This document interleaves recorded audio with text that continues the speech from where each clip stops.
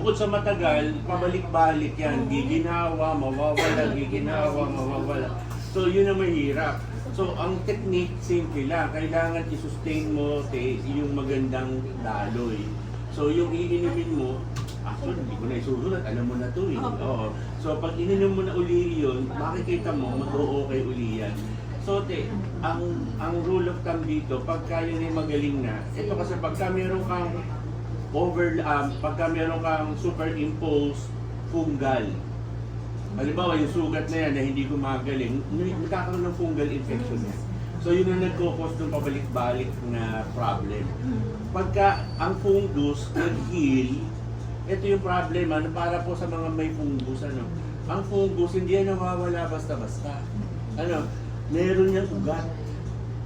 So yung ugat kailangan mawala. Bago mawala ang ugat, napakatagal. Usually po it takes taon. Pagka malalim pag malalim ang pinag-ugatan ng fungus, it takes 8 weeks.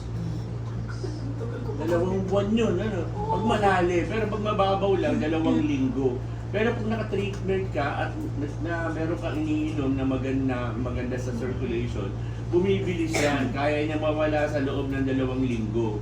Kaya yun, pero kailangan tatsagain mo kasi kahit wala na siyang symptoms, Meron pa. Yun ang tempting. So, tempting kasi yun na huminto eh. Pag wala na kasi, ay, magaling na ako, hindi pa.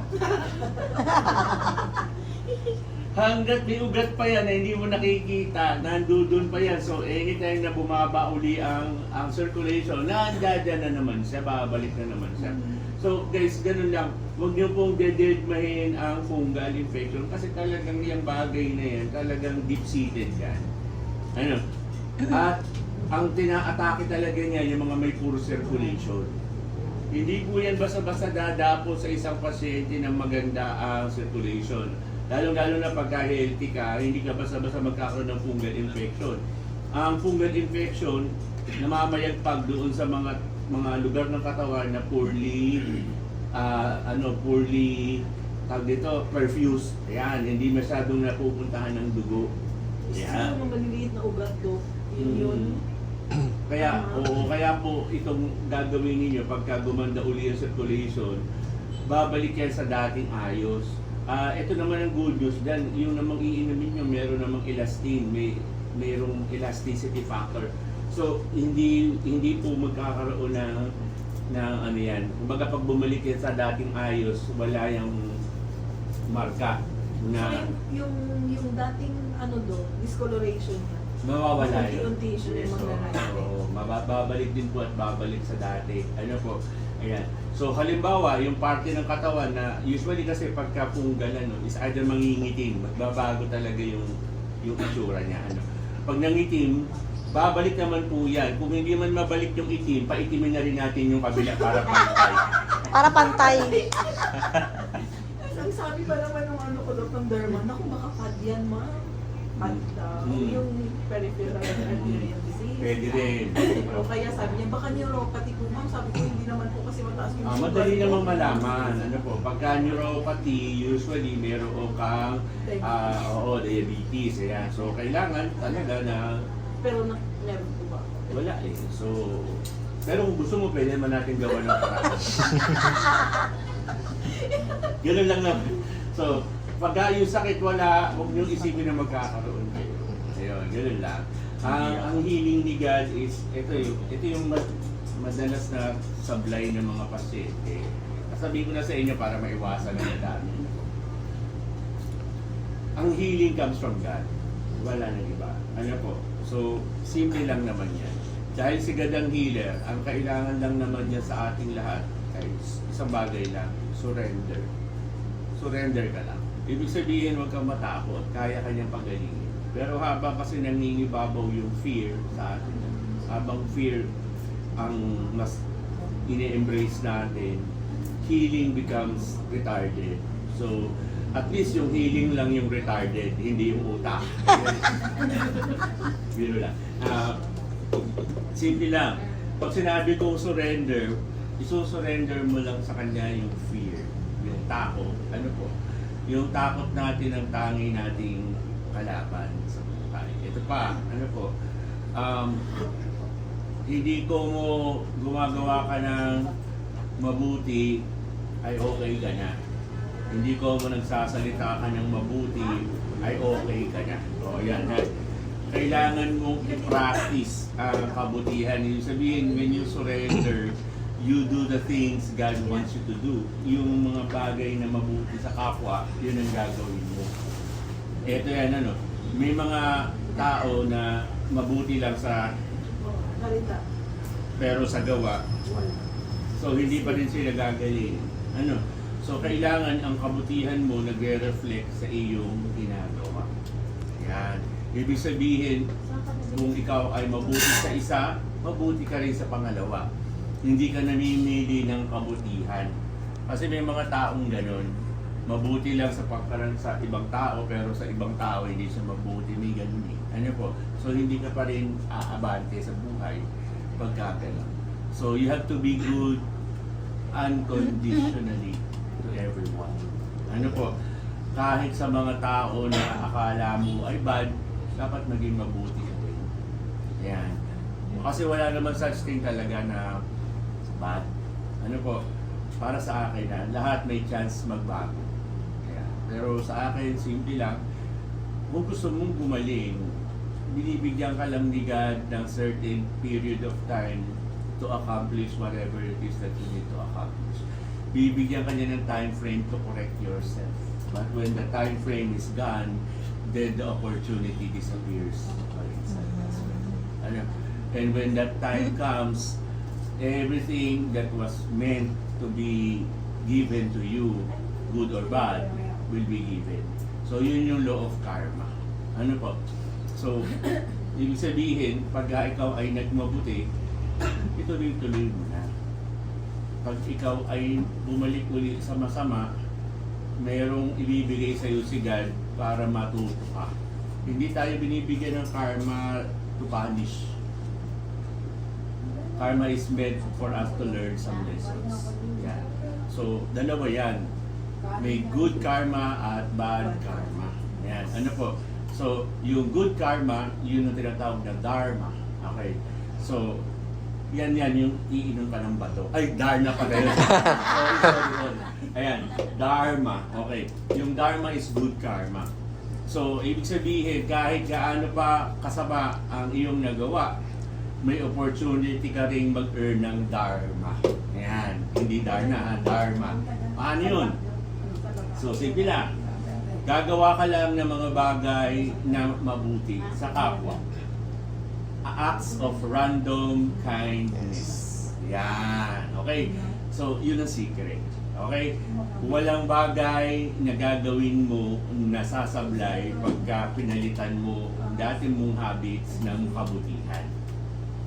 Ganun lang kasimple. So, kahit ano pa yung ginawa mong pagkakamali, may chance kang itama lahat. Ganun lang. So, ibig sabihin, hindi ka bibigyan ng sakit para ikaw ay pasakitin. Binigyan ka ng sakit para magkaroon ka ng moment to change and correct yourself. Kaya, ang karamdaman, kahit ano pa yan, ano, lagi mo ituturing na iyan ay blessing. Ang hirap nun no? Tama ba, ano? Ang hirap ituring na blessing ang sakit. Tama, ano? Pero pag nakita mo yung message ni God kung bakit ka nagkasakit, malalaman mo, oo nga, ano, blessing nga siya. Kasi bakit?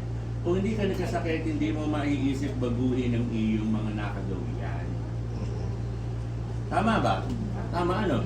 So, imagine mo, like for example, binigyan ka ng malubhang karamdaman, tapos ang tendency ng tao, sisihin ng mga nasa paligid. Ano, halimbawa, kaya ako nagka-cancer kasi ganito, kaya ako nagka-cancer. Kaya ka nagka-cancer kasi mayroong bagay na maganda sa iyo na kailangan ni God na buhayin mo. At pag gumaling ka sa cancer, yun ang kapalit. Yun lang kasimple. So marami pong mga pasyente na gano'n. Nung nakita nila yung sarili nila, mas gumanda yung kanilang buhay. After the cancer, when they survived it, the life that was previously difficult becomes easier. Dumadali ang daloy ng buhay pagkatapos mong makasurvive sa isang malubhang karamdaman. Yan. Ito nga po, ikukwento ko sa inyo. Yung pinagdadaanan ni ate, cancer yan. pero wala sa itsura niya yung cancer. Bakit kaya? So may mga tao na mabilis silang napipick up yung solusyon. Ano po? At ang matindi, yung mga anak niya, alien lahat yan, hindi po taga-Earth yan. Ayan, ha? Taga-ibang planeta itong mga to. Ibig sabihin, iba yung hulog ng kanilang pagkatao. Hindi ko naman ibig sabihin na ang dugo ninyo verde. Ayan, hindi gano'n. Ano. Ibig sabihin ko lang, iba yung hulog ng isipan ninyo kumpara sa pangkaraniwang nilalang. Kaya, yung pagdadaanan ni Mami, a lot easier. Pero yung mga tao na nagre-recover pa lang sa sakit, napakahalaga na maunawaan ninyo na hindi kayo pinababayaan. Yun lang. Si ate nga po, itong bulag na dapat ito ngayon. Mukha nang hindi. Yung salamin niya dati parang ano, parang salamin niya ano, sino ba yung basketball player na natin? Marlo Aquino. Ha? Marlo Aquino. Yun, para si Marlo Aquino. Ayan. Pero, ang ganda na ni. Di ba? Ayan. So, may reason lagi si God. Ano po? Yung kanyang mata, supposedly yung kabila damay na eh. Pero ang nangyayari, somehow, itong kabilang mata na nabulag, nagkakaroon na rin siya ng aninag. So, ibig sabihin, walang impossible talaga kay God. Ayan. Kaya sa akin po, yung may mga malulubang karamdaman, huwag kayong malungkot. Kasi habang kayo ay nalulungkot, lumalayo kayo sa healing.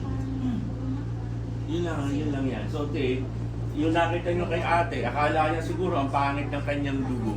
Oh, Ano? inisip ko do, kung swollen siya, inflamed siya, baka puro mga white blood cells yung nandiyan. Correct. Oo, pero hindi. Pero hindi. Thank you. Kaya ibig sabihin, simple lang yan. For answered prayer. Correct. Simple lang. Huwag lang po na talaga tayo matatakot. Hirap na hirap po kasi ako i-treat ang mga pasyenteng takot. To be honest, ang hirap po. Alam mo, on my part, it's very difficult to help someone who is covered by fear. The reason is simple. God cannot help anybody who does not trust. Hindi ka matutulungan ng Diyos pag takot ka eh. Hindi ka nagtitiwala sa Kanya, so that means you are afraid. So when you're afraid, you don't trust. So ganoon lang kasimple. Ang hirap po. Hindi lang sa inyo, sa akin din on my part. Hindi nyo lang alam ilang energy araw-araw ang ina-absorb ko. Ano po? At try ko pong i-convert into positive energy. Hindi nyo lang alam ilang gabi-gabi na nagpapadala ako ng love and healing energy sa lahat. Hindi ko na kailangan sabihin. Ano po? Kailangan ko lang gawin. So, kahit ganun lang kasimple, ibig sabihin, yung mga taong tinutulungan mo, hindi mo lang alam na yung mga taong yan, kaya sila bumubuti kasi dahil sa'yo. Yung ganun lang. Lagi lang natin iisipin na nakasalalay ang buhay ng iba sa pagpapagaling natin. Hindi lang to para sa atin. Ang iyong healing is not just for yourself, it's also for the benefit of those people who are relying in your healing. Hindi nyo lang alam, ilan pa kaya ang gagaling dahil gumaling si ate, ilan ang gagaling dahil gumaling si ate, ilan pa yung gagaling dahil ilan lang. So, ganun lang kasimple. Lagi nyo lang iisipin, hindi kayo iniiwan ng Panginoon, lagi kayong sinusuportahan. Ano po? Itong yugto ng buhay ko na darating, ito mga darating na mga panahon, ano po, next level na, ano po. So dahil next level na, mas malaki na po yung tao, mas malaki na yung volume ng tao na tutulungan ko. So hindi na po ako madalas maglalalagi sa clinic kasi ito po staging point lang. Ano po, yung talagang malakihan, yun po yung gagawin ko next year. Hindi ko lang alam po hanggang saan ako palaratingin ng Diyos doon sa aking gagawin. Pero alam po, it involves a lot of people. Ano po? Ano naman kami po? Naglalay lang dito sa clinic. Eh, hindi ko naman kayo iiwan. Tama ba?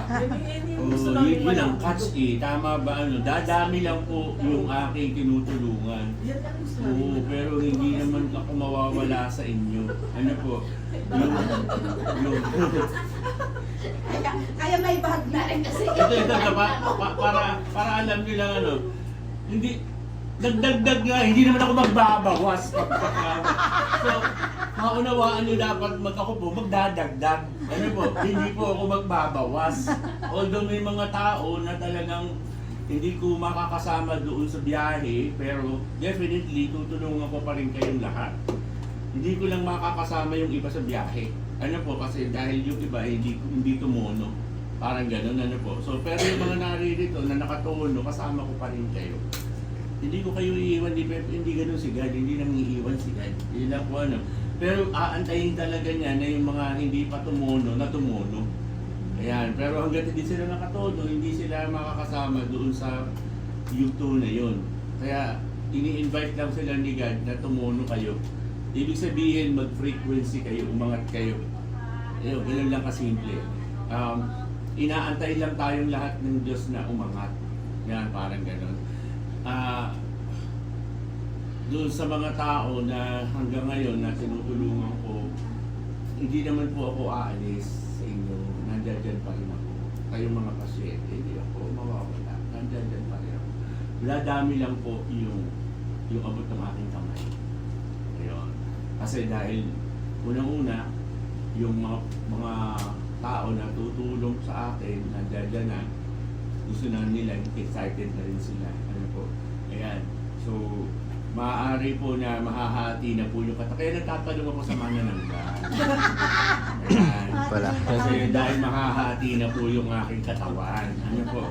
Yeah. Kasi meron akong gagawin nasa malayong lugar at hindi ko naman pwedeng iwan yung ginagawa ko dito sa Maynila. So, mababago lang po yung context. Ano po? Hindi na siya magiging clinic. It's more of like outreach. Yan. Ano po? So, yung hahawak ng salapi, malakihan kasi yon. So, yung bagay na yon ipinagpapasa Diyos ko. Kasi talagang yung bagay na yan, hindi ko yan linya. Ano po? So, may mga tao po na pagkakalooban ko po ng opportunity to be entrusted with such huge amount of money. Kasi talaga kailangan na ito ng mundo. Kung ano naman po yung matatanggap ko kasi, hindi naman para sa akin. Para yun talaga sa mundo. Yun lang po ay sadyang tinangkang kunin sa akin. Ano po, pero ngayon bumabalik na. So, dahil po yan ibabalik na, yan po ay para talaga sa tao. Hindi yan para sa akin. Para yan talaga sa mga tao. So, pamagalala na, pa rin po ako. Kaya ikaw naman ayos ka na, enjoy lang ang healing. Ito pong marami dito, matagal ko na pong mga pasyente yan.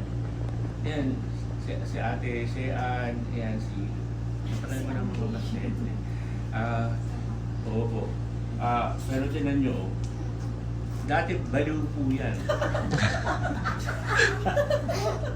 Sira na lang kayo, no? Ngayon may tama na lang. So, di ba? Yan. So, ganun lang. So, yung gagawin mo, simple lang. Ano? Ang nakakatuwa, anibersaryo pala ng pagpunta mo dito kahapon. Dalawa sila ni Janelle. December 27, Oo. 2024. Dalawa sila ng anak niya. Galing. Kumusta na nga pala si Janelle? Okay lang po. Ayan. Si Janelle, yung anak nito, ang ganda-ganda. Kumusta na? May boyfriend na ba? Wala pa rin po. Ano ba yung nangyari dyan kay Janelle na yun? Ano ba yung hinahanap ng lintak na yun? Wala pa lang dawa. Wala pa rin yung grupo. Ano ba yan? Ayawan mo na to. Enjoy na muna maging single. Ayawan mo to. Kasi ako magkakajowa na. Ang pogi-pogi. Ay, sabi ko sa inyo, important. Wow! Taga-UK. Taga-UK. Taga-Taytay sa UK. Taga-UK lang. Ang lapit, ang mono lang. Oo, ang nandun lang. Nagbebenta lang siya ng UK. Kaya sabi ko taga-UK siya. Ayan.